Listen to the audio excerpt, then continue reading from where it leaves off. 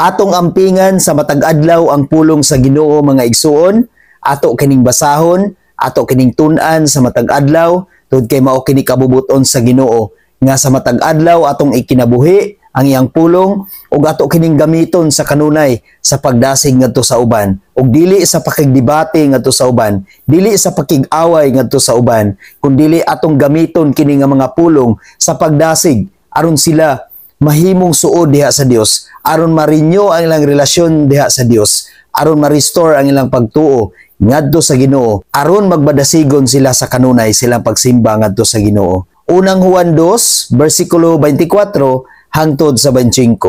Nag-ingon dire, busa ang pingi gayud ninyo ang mensahe nga inyong nadungog sukad pa sa sinugdan, kay kun inyong ampingan diha sa inyong kasing-kasing ang nadungog ninyo, magpabilin kamo kanunay diha sa anak ug sa amahan.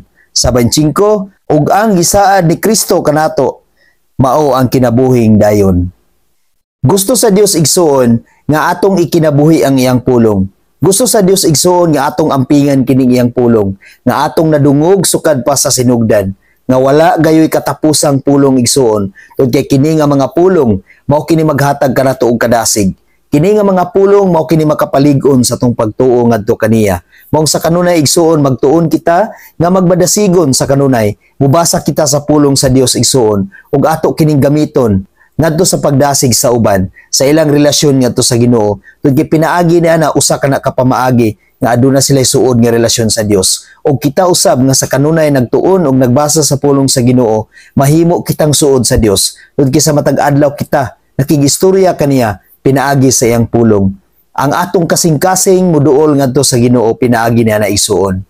Ug sa atong pagbuhat niya na igsuon, dili gayud kita mahimulag sa Dios ug ngadto sa iyang anak. Ug dili gayud makaguba ang demonyo sa atong pagtuo ngadto sa Ginoo, sa atong relasyon ngadto sa Ginoo. Tungod kay aduna man tay maayo nga kasing-kasing, ang atong kasing-kasing nilig-on man ngadto sa Ginoo. Aduna may maayong relasyon ngadto sa Ginoo. Ug atong hinumduman igsuon nga kung kita sa kanunay adunay maayo nga relasyon sa Dios, kita magpabilin diha sa Dios. Kita magpabilin diha ni Kristo. Ug dili gayud makasnatch ang demonyo niini. Dili makaguba ang demonyo niini igsuon. Tungod naghari man ang Dios sa atong kinabuhi. Sa atong kasing-kasing, naghari man siya kanunay.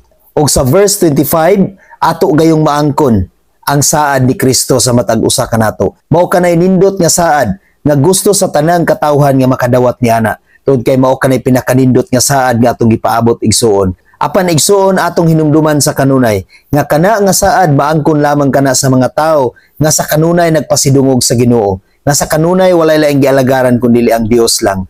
Nga sa kanunay nagmadasigon sa ilang pagsimba ug pag-alagad sa Ginoo. Sa kanunay nagmadasigon sa pag-ampo ngadto sa Ginoo. Sa kanunay nagmadasigon sa pagtuon sa iyang pulong ug sa kanunay nagdasig sa uban sa ilang pagtuo ngadto sa Dios. Kana nga saad igsuon mao kanang kinabuhing walay katapusan, kinabuhing dayon. Mao kana ang pinakanindot nga saad sa Dios igsuon nga atong maangkon sa matag usa kanato, nga ang atong kalag dili magting-ik sa kainit diha sa impierno. Tungod kay ang atong kalag nakigkauban man sa Dios. Maong sa kanunay igsoon atong tarungon ang atong relasyon sa Dios aron ato gayong maangkon kana nga saad. Amen. God bless sa tanan.